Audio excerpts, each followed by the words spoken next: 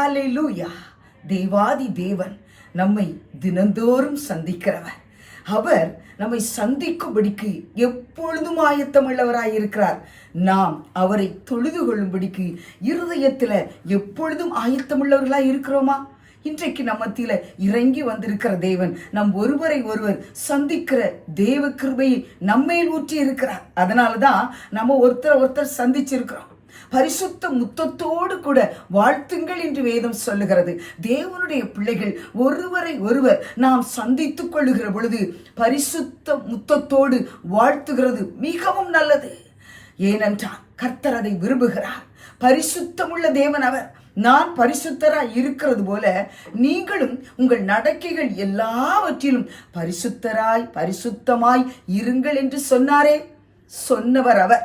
பரிசுத்தத்தை நமக்குள்ளாய் நடப்பிக்கிறவர் அவர். ஏதோ பெரிய கஷ்டப்பட்டு நான் பரிசுத்தவானாய் வாழ்ந்து காட்டுவேன் அப்படின்னு சொல்லி மாம்சத்துல பெரிய ஒரு டெசிஷன் எடுத்து தோல்வியை சந்தித்து கொண்டிருக்கிறீர்களா?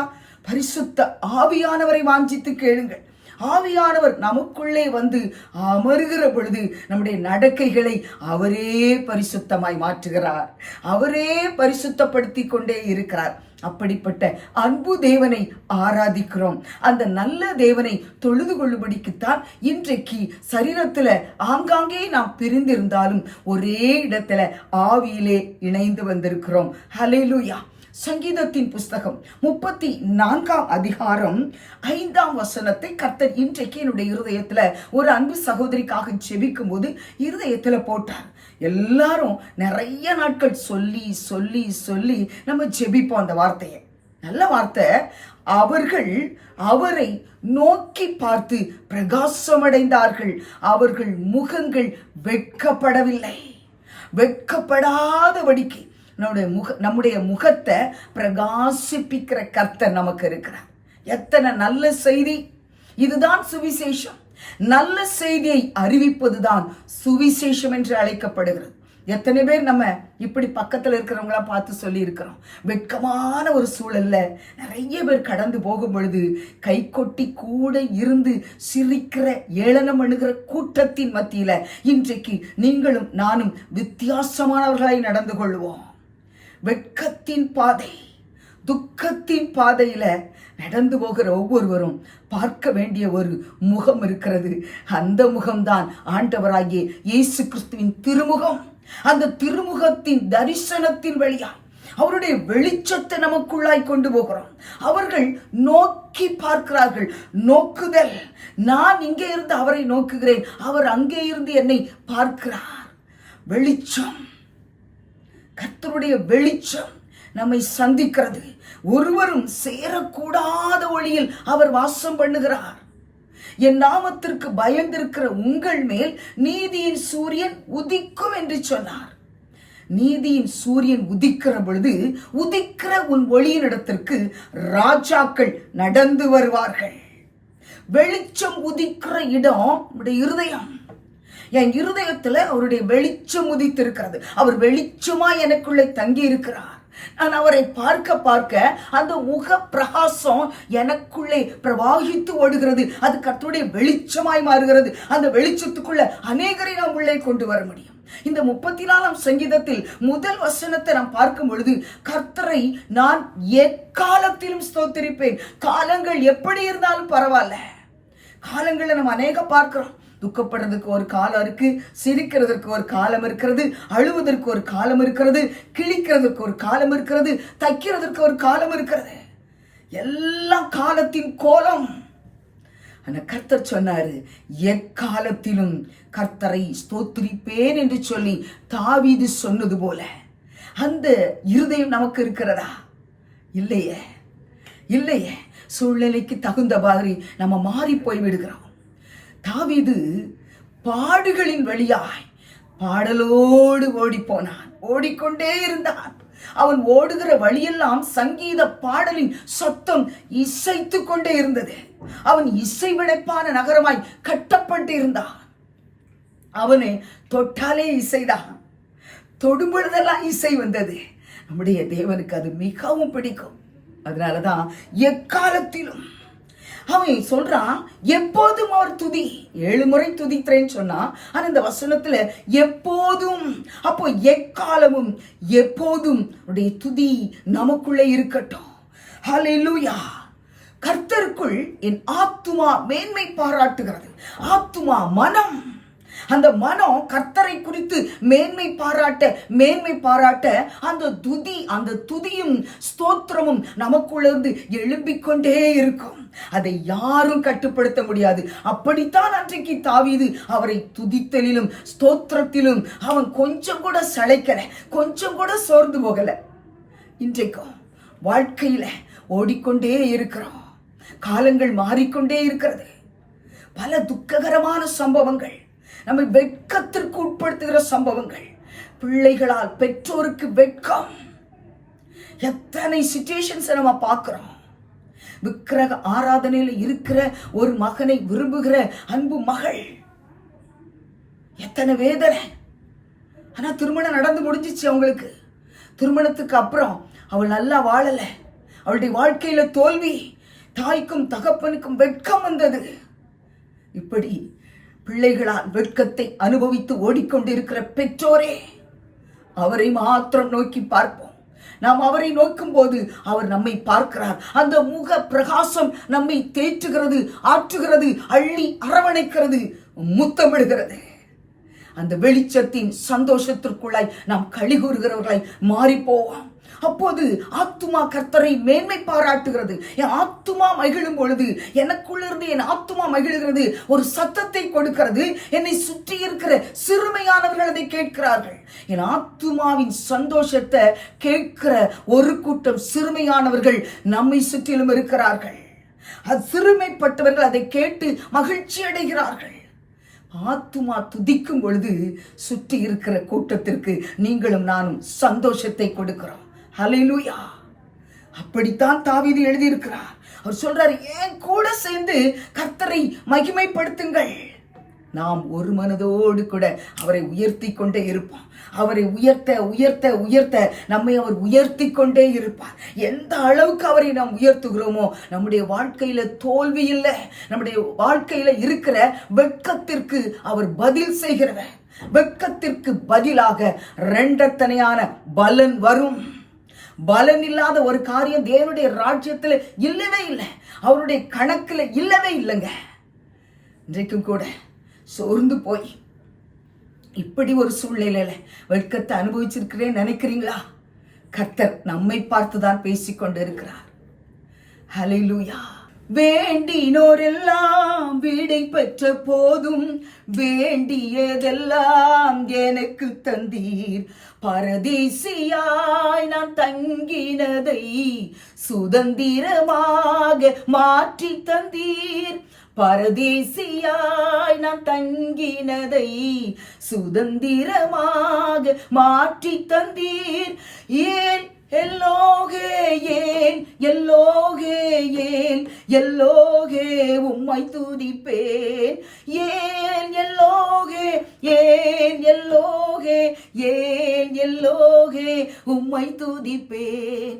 உம்மை நம்பி வந்தேன், நான் வெட்கப்படல. உம் தயவென்னை கைவிடல. உம்மை நம்பி வந்தேன், நான் வெட்கப்படல. உம் தயவென்னை கைவிடல. ஹல்லேலூயா. நம்பி வந்தவர்களை கைவிடாத ஒரு நேசக்கரம் நம் மீது நீட்டப்பட்டிருக்கிறது. தேவ தயவை பெற்றிருப்போம் என்றால் நாம் போகிற இடத்தில் எல்லாம் மனிதர்களுடைய தயவு நமக்கு தாராளமாய் கிடைக்கும். தேவ தயவை பெற்றுக்கொள்வோம். துதி ஸ்தோத்திரம் ஏறெடுக்க ஏறெடுக்க தேவ தயவு நமக்குள்ள ஊற்றப்படும். அவருடைய முகத்தை நோக்கி பார்க்க பார்க்க அந்த முகத்தின் பிரகாசம் அவருடைய தயவை நமக்குள்ள ஊற்றுகிறது. அந்த தயவின் நிமித்தமாய் வெளியே புறப்பட்டு போய் கொழுத்த கன்றுகளை போல் வளருவீர்கள். ஹல்லேலூயா. கொழுத்த கன்றுகளின் கூட்டம் தேவனுடைய சேனை. இப்படித்தான் ஒரு கூட்ட மக்களை கர்த்தர் தமக்குள்ளாய் உருவாக்க நினைக்கிறார். வெட்கத்திற்கு பதிலாக இரண்டத்தனையான பலன் வரும். அன்றைக்கு எஸ்ரா என்று ஒரு வேத பாரகன் இருந்தார். எஸ்ராவின் புஸ்தகத்துல ஒரு அருமையான சூப்பரான ஒரு வார்த்தை. எஸ்ராவின் புஸ்தகம் 8ஆம் அதிகாரம் 22ஆம் வசனத்தை நாம் வாசித்து பார்ப்போம் என்றால், வழியிலே சத்ருவை விலக்கி எங்களுக்கு துணை செய்யும்படிக்கு நான் ராஜாவினிடத்தில் சேவகரையும் குதிரை வீரரையும் கேட்க வெட்கப்பட்டிருந்தேன். இப்படி ஒரு வார்த்தை சொல்றாரு பாத்தீங்களா? மனுஷனிடத்துல தயவை பெற்றுக்கொள்ள போகணும் அப்படின்னு நினைக்கும் போது அவருக்குள்ள ஒரு வெட்கம். ஆனா அந்த ராஜா அவருக்கு எவ்வளவோ சப்போர்ட்டா இருந்தார். ஆலயத்தை கட்டுகிற பணியில் தீவிரமாய் ஈடுபட்ட வேத பாரகராகிய எஸ்ரா, வேதத்தில் தேர்ச்சி பெற்ற எஸ்ரா, இன்னைக்கு வேத புஸ்தகத்தை படித்துக் கொண்டு இருக்கிறோம். வேத புத்தகத்தின் வேத வசனத்தின் மூலமாய் தேவ சத்தத்தை நாம் கேட்கிறோமா? வேத வசனங்கள் எவ்வளவோ இருக்கிறது, நமக்கு சாதகமாய் இருக்கிறது. அதை வாசிக்க வாசிக்க தேனிலும் இனிமை நமக்குள்ளாய் பரவி போகிற ஆராய் பெருக்கெடுத்து ஓடுகிறது. அந்த வேத புஸ்தகத்தை நாம் வாசிக்கும் போது தேவ சத்தத்தை கேட்போம் என்றால், இப்படித்தான் மனுஷனிடத்துல போய் நம்ம ஒரு காரியத்தை கேட்கணும், நான் வெட்கப்படுவோம். அங்க அவரும் அதான் சொன்னார் பாருங்க. அவர் சத்ருவை விலக்கும்படிக்கு எனக்கு துணை செய்யும் சொல்லி உலக பிரகாரமாய் ஆட்சி செய்த அந்த ராஜாவினிடத்துல கேட்க அவன் வெட்கப்பட்டேன்னு சொல்றார். காரணம் என்ன தெரியுமா? ராஜாதி ராஜா நமக்குள் ராஜரிகம் பண்ணுகிறாரே. நீர் எனக்கு துணை செய்கிறதை என் பகைஞர் கண்டு வெட்கப்படும்படிக்கு அனுகூலமான அடையாளத்தை காண்பித்தருளும் என்று சொல்லி சங்கீதக்காரன் ஜெபித்தான் அல்லவா? அப்ப அனுகூலமான அடையாளங்களை காண்பிக்கிற ஒருவர் நமக்கு இருக்கிறார். அந்த திட்டமான விசுவாசமும் அந்த நம்பிக்கையும் வேத புத்தகத்தை ஆராய்ந்து படித்து தேறின அந்த எஸ்ராவின் இருதயத்தில் ஆழமாய் பதிக்கப்பட்டிருந்தபடினால் மனுஷனை தேடி ஓடல. ஒரு அருமையான சகோதரி ஒரு நாள் நல்ல ஒரு வெளிப்பாடு சொன்னாங்க. தேவனிடத்தில் வெளிப்பாடு பெற்றிருந்த சகோதரி பண தேவைக்காக தேவ சமூகத்தில் ஜெபித்த பொழுது கர்த்தர் தெளிவாய் அவர்களோடு பேசினார். திருமண நாட்களில், அதாவது திருமணம் நடந்து கொண்டிருக்கிற அந்த நேரத்துல நம்ம சர்ச்சில் சொல்லுவாங்க, நம்ம பாஸ்டர் சொல்வாரு, பிறர் முகம் பாராது அப்படின்னு சொல்லி ஒரு வார்த்தைய சொல்லி கொடுப்பாரு மணமகனுக்கும் மணமகளுக்கும். மணமகள் பிறர் முகம் பாராது, தன்னுடைய மணமகன் முகத்தை தான் பார்க்கணும் அப்படின்னு சொல்லி இன்றைக்கு ஆண்டவராகிய இயேசு கிறிஸ்து நமக்கு சொல்லுகிறார், உங்களுக்கு ஒரு தேவை என்று வரும் பொழுது நீங்கள் பிறர் முகம் பார்க்கணும்னு அவசியம் இல்லை. உங்களுக்கு துணையாளராய் இருக்கிற அந்த ஆண்டவராய் இயேசு கிறிஸ்துவின் முகத்தை பாருங்கள். அப்படித்தான் அந்த சகோதரிக்கும் கர்த்தர் சொன்னாராம். அவர்களுக்கு கணவன் இல்லை, தனிமையில நின்று கொண்டிருந்தாங்க. குடும்ப பொறுப்பும் ஊழிய பொறுப்பும் ஏராளமாய் இருந்தது. திக்கற்று போய் கலங்கி போய் நிற்கிற நேரத்துலதான் வேண்டினோரெல்லாம் விடைபெற்று போய் விடுவார்கள். உங்களுக்கு கணவனை இழந்த அந்த சூழ்நிலையில் இருக்கிற சகோதரி கிட்ட கணவனை இழந்து நிற்கும் போது நிறைய பேசினாங்க. உன்னை நான் கண்மணி போல பார்த்து கொள்வேன், உனக்கு நான் துணையா இருப்பேன், உனக்கு என்ன வேணாலும் செய்வேன். இப்படித்தான் மனிதர்களுடைய வார்த்தை இருக்கும். இந்த வாக்குமூலங்கள் எல்லாம் பொய் பொய். அப்படி சொன்ன வார்த்தையை நம்பி அவர்கள் முகத்தை பார்க்கணும்னா நம்ம வெட்கப்பட்டு போவோம். அன்றைக்கு அந்த சகோதரிக்கு கர்த்தர் கொடுத்த வார்த்தை, பிறர் முகம் பாராது என் முகத்தை பார்க்க கற்றுக்கொள். இன்றைக்கு வரைக்கும் அவர்களை கர்த்தர் நடத்தி கொண்டு இருக்கிறார். எனக்கு தெரியும், சாட்சியாய் உங்க மத்தியில நான் இதை சொல்லுகிறேன். கர்த்தர் எவ்வளவு நல்லவர் பாருங்க. வேத புத்தகத்தை படிக்கிறோம், தேவ சத்தத்தை கேட்கணும்னு ஆயத்தப்பட்டு வந்திருக்கிறோம். எஸ்ராவுக்குள்ள இருந்த அந்த திட்டமும் தெளிவும் தீர்க்கமும் நமக்குள்ளே இருக்கட்டும். ஒரு நாள் நம்மை வெட்கத்திற்கு உட்படுத்துகிற கர்த்தர் அவர் அல்ல.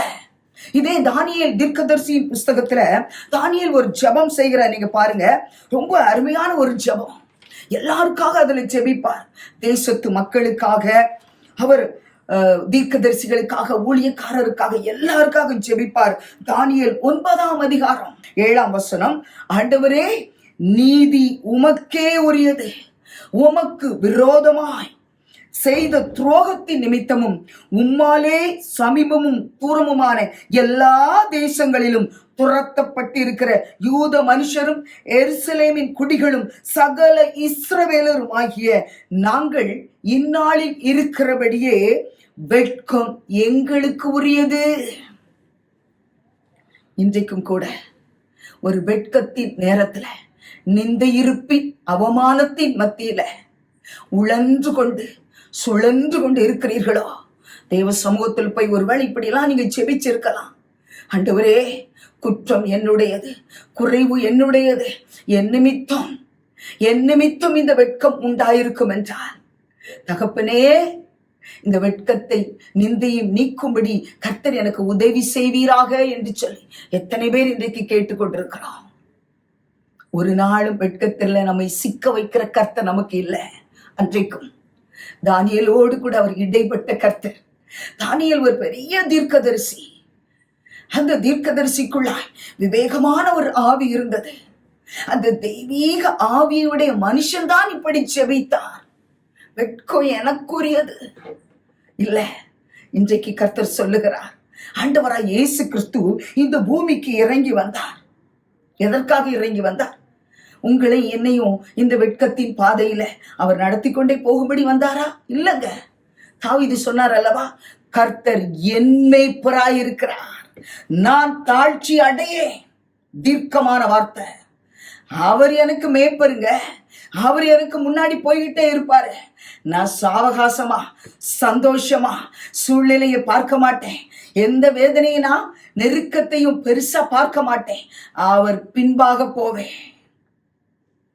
எந்த வெட்கத்தின் சூழ்நிலைகளும் என்னை மேற்கொள்ள முடியாது. இதுதான் தாவீதின் சகல போராட்டங்களிலும் நிந்தையின் காரியங்களிலும் அவன் எடுத்த மகா பெரிய நல்ல ஒரு முடிவு. கர்த்தர் எனக்கு மேய்ப்பர், அவர் ஏன் கூட இருக்கிறார். அவர் எனக்கு தாழ்ச்சியை கொடுக்கிறவர் அல்ல. மனுஷன் நம்மளை எப்படியாவது தாழ்ச்சிக்குள்ள தள்ளிடலாம்னு சொல்லி பல வகையில திட்டங்களை தீட்டுவான். பிசாசும் அவனுக்கு பல வகைகள்ல உதவி செய்யலாம். ஆனா அவன் தோற்று போவான். அவர்கள் தோற்று போவார்கள். நம்மை தெரிந்தெடுத்திருக்கிறார் ஜெயத்திற்காக.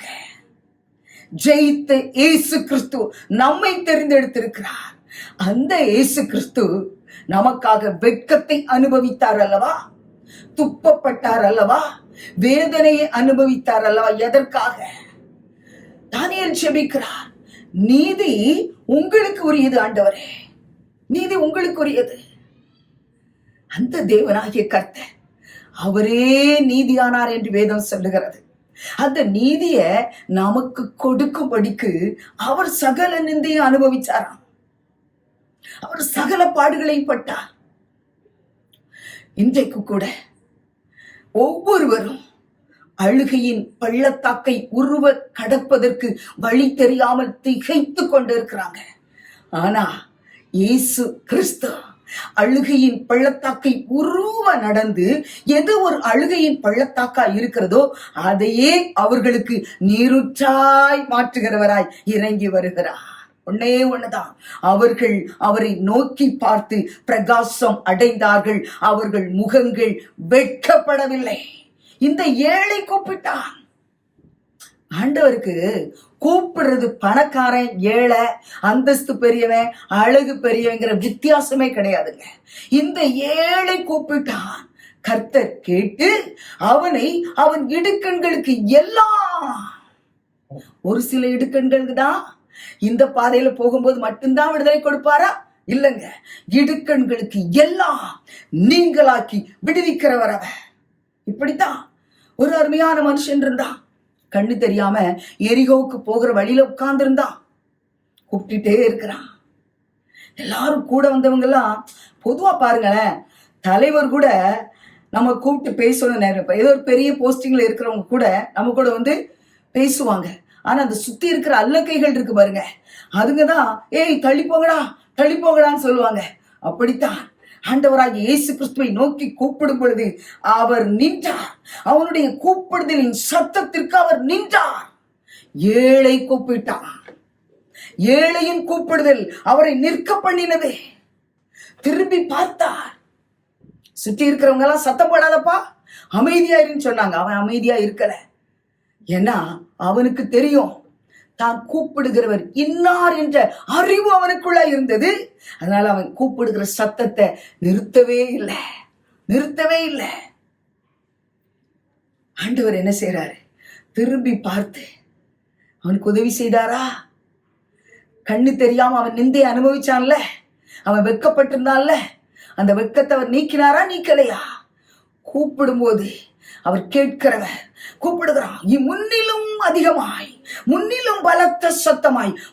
ஒருவேளை இது வரைக்கும் கூப்பிட்டு கூப்பிட்டு ஓஞ்சி சோர்ந்து போயிருக்கிறீர்களா?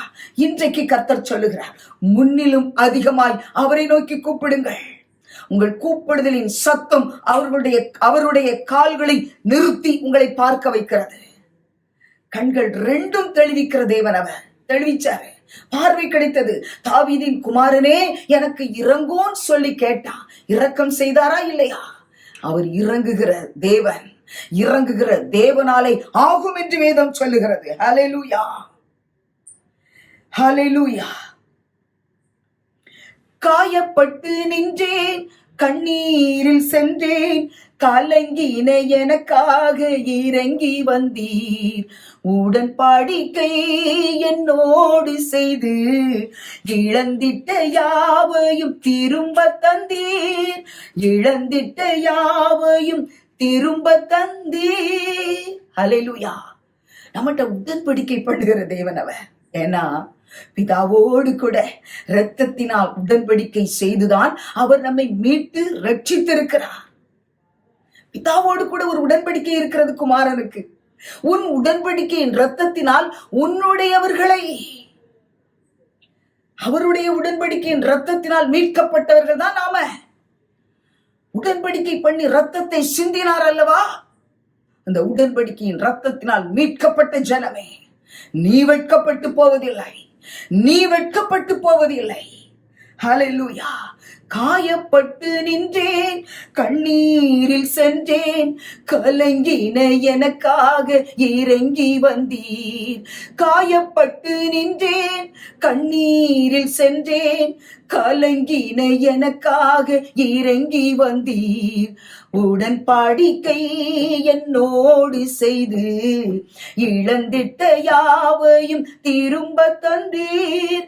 உடன்படிக்கை என்னோடு செய்து இழந்திட்ட யாவையும் திரும்ப தந்தீர். இன்றைக்கு தானியேலும் நீதி இழந்துட்டேன், அந்த நீதி உங்களுக்குரியது, வெட்கம் எனக்குன்னு சொன்னாரு.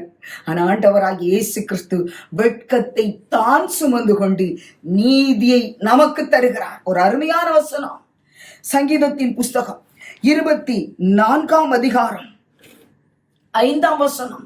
Beautiful word. யாராவது நீதியை தர முடியுமா? வேற எல்லாத்தையும் தரலாங்க. இப்ப கேட்க போனா ட்ரெஸ் நமக்கு தரலாம், நல்ல ஃபுட்டு தரலாம், எல்லாத்தையும் தந்துடலாம், ஐஸ்வர்யத்தை தரலாம், பெருமைக்குரிய சில அந்தஸ்துகளை கூட கொடுக்கலாம். ஆனா நீதியை தர முடியுமா? நீதியை தந்த தேவன் அவர்.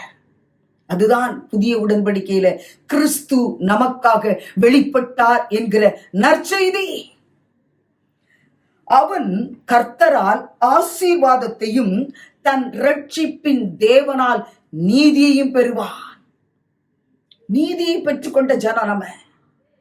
நீதியை தந்துட்டாங்கல்ல, எவ்வளவு பெரிய மகிமை, எவ்வளவு பெரிய மகிமை. நீதியை நான் ஓடி ஓடி போனால் சம்பாதிக்க முடியுமா? நீங்க சம்பாதிச்சிருவீங்களா? நீதியை நீங்க சம்பாதிக்க முடியுமாங்க? முடியவே முடியாது, முடியவே முடியாது. அழகான வார்த்தை, தன் ரட்சிப்பின் தேவனால் நீதியை பெறுவான். நம்ம நீதியை அவரிடத்திலிருந்து பெற்றுக் கொள்கிறவர்கள். வெட்கத்தை அவர் சுமந்து கொண்டார்,